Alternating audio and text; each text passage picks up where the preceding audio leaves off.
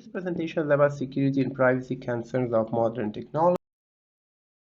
In regards to mini survey of 6 papers, mainly talking about security and privacy concerns as well as user messaging. The first paper, researchers are trying to find why older adults 60 plus don't use password managers. As we know, there are different types of password managers, standalone, browser-based, operating system-based. They found that older adults create weak passwords, reuse them for several accounts, and write them on a sticky note or address book. They did a semi-structured interview of 26 older adults. They found the adoption varies the cost of the PM, although there are free ones, some were not aware, importance of control for the seniors. Single point of failure, they consider the PM to be a single point of failure. It's complex to set up and they don't trust to store their passwords in the cloud. They found the motivators could be if they have a prior experience with a PM or too many passwords like 150 plus, and if they have recommendation from a family member or an. The second paper is about the FIDO-UEF protocol using biometrics to log into a website instead of a password. So a user logs in, they are sent a challenge, they present their biometric on their device, and the device will use their private key to sign in the challenge, and their private key never leaves the device. The researchers here are trying to formalize this protocol. They develop a ProVerif tool to do automatic analysis. They found some variabilities if a malicious authenticator or a malicious user agent or relay party is used. They recommended the FIDO-UEF protocol requirements should be more clear. How keys are handled that has to change.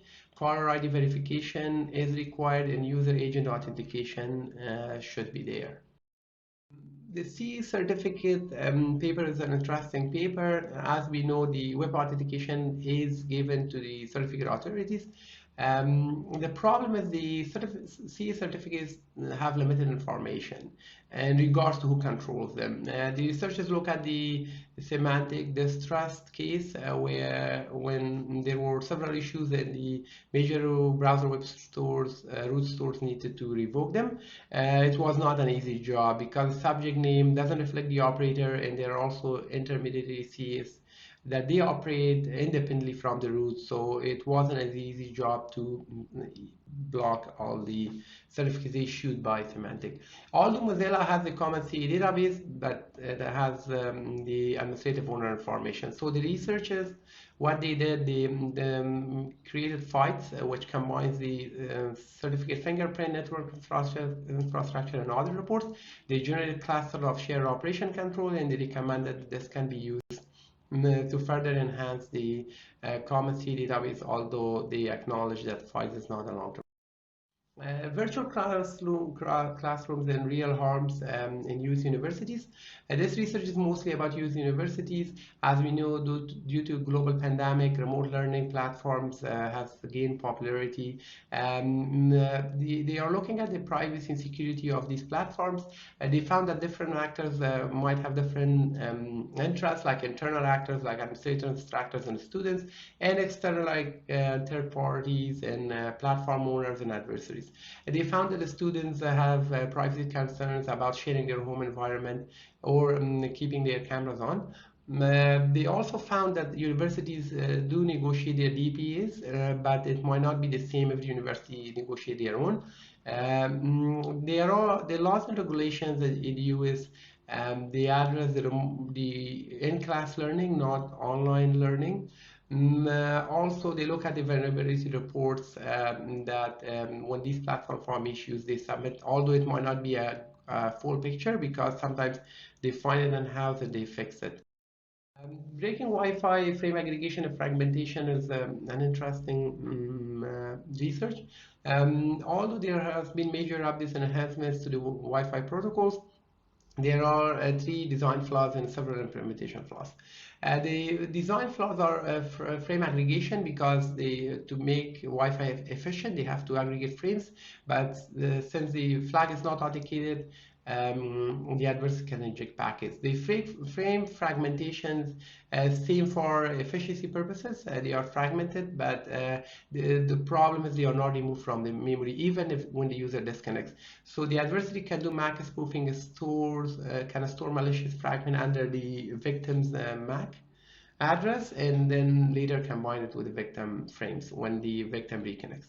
Mixed key flaws decrypting with different keys, and because you can decrypt, you can send packets with different keys, and the receiver will assemble them, although the packets were encrypted with different keys.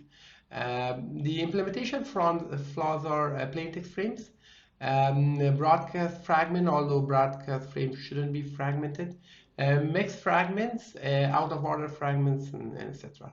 The recommended more research is required to further enhance .11 standard.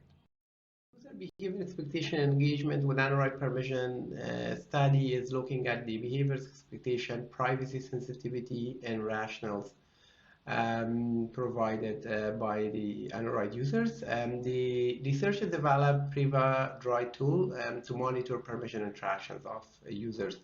The survey was for 30 days. They had an initial survey when people sign up regarding demographics and other information. Also, whenever they install an application and a permission request happen, and then the Priva Droid tool would pop up with a permission rationale, why they denied the permission, as well as runtime permission requests that happened during using an application. At the end of the survey, there was an exit survey that the research participants were filling. They found that the permission explanation can reduce deny decisions. So if the applications are properly provide explanation why the permission is needed, it helps users with making a decision. And they found that explanation can actually decrease the deny decision significantly. Also, they found that unexpected permissions are most likely to be denied if the user is not expecting a permission. They did a cross-country analysis, and they found that location was the top denied permission for most of the countries, followed by the calendar. They recommended that more permission explanation and user awareness can help in making them the correct decision, or ease them into making a decision of accepting a permission or denying it. Thank you for your time. If you have any questions.